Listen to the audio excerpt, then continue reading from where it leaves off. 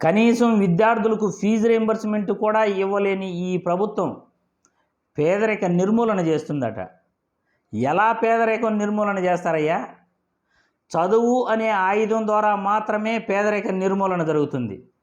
కానీ మీ టీడీపీ నాయకులకు, చంద్రబాబుకు, పవన్ కళ్యాణ్ గారికి పేదరిక నిర్మూలన ఎలా చేయాలి అంటే మేము ఎలాగోలా చేసేస్తాము అని అంటారు. కనీసం ఫీజు రీయింబర్స్మెంట్ కూడా మీరు విద్యార్థులకు ఇవ్వలేదు. మరి ఆ విద్యార్థులు ఎలా చదువుకోవాలి? ఎలా చదువుకుని వాళ్ళు ఉద్యోగాలు తెచ్చుకోవాలి?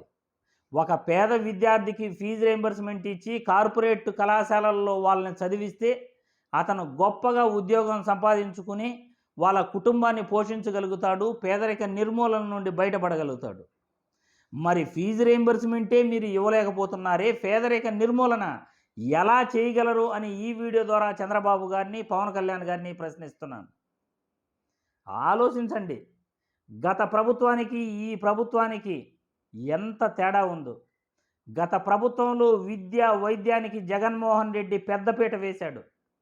కార్పొరేట్ కళాశాలల్లో పూర్తి ఫీజు రీయింబర్స్మెంట్ జగన్మోహన్ రెడ్డి గత ప్రభుత్వంలో ఇవ్వడం జరిగింది. రూపాయి, రూపాయలు కాదు. 2014 ముందు ఆ మహానుభావుడు రాజశేఖర్ రెడ్డి గారు 35,000 ఫీజు రీయింబర్స్మెంట్ పెడితే 2014 నుండి 2019 వరకు 2 సంవత్సరాలు మాత్రమే 35,000 రూపాయలు ఫీజు రీయింబర్స్మెంట్ వేశారు. ఆ రిమైనింగ్ అమౌంట్ విద్యార్థులే కట్టుకున్నారు, విద్యార్థుల తల్లిదండ్రులు.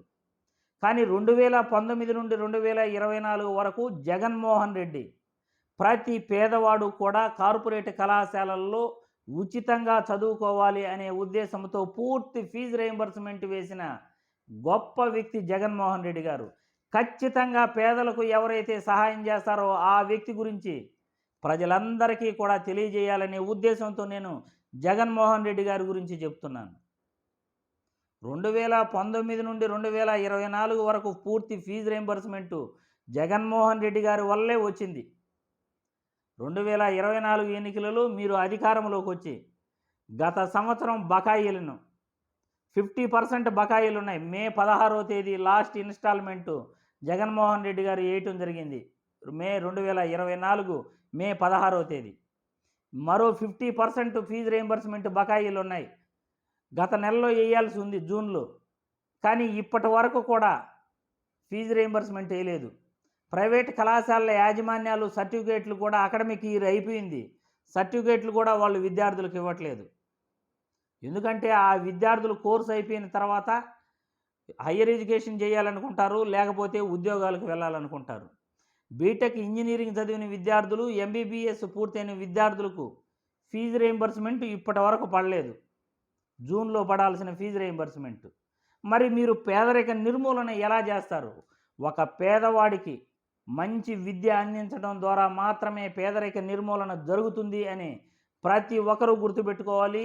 ప్రతి ప్రభుత్వం కూడా గుర్తుపెట్టుకోవాలి.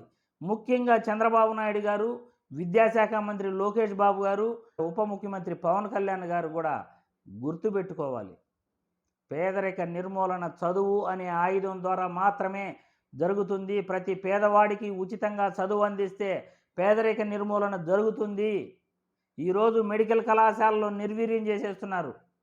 ప్రభుత్వ ప్రైవేటు భాగస్వామ్యంతో మెడికల్ కళాశాలలో అంటూ ప్రైవేటు విధానానికి తెరదీస్తున్నారు. ప్రభుత్వ మెడికల్ కళాశాలల్లో సీట్లు తగ్గించే ప్రయత్నం చేస్తున్నారు. మరి పేదరిక నిర్మూలన ఎలా జరుగుతుంది? పేదవాడు ఎలా డాక్టర్లు కాగలుగుతారు? కొత్తగా 12 మెడికల్ కళాశాలలు రావాల్సి ఉంది. అవి వస్తాయో రావో తెలియనటువంటి పరిస్థితి.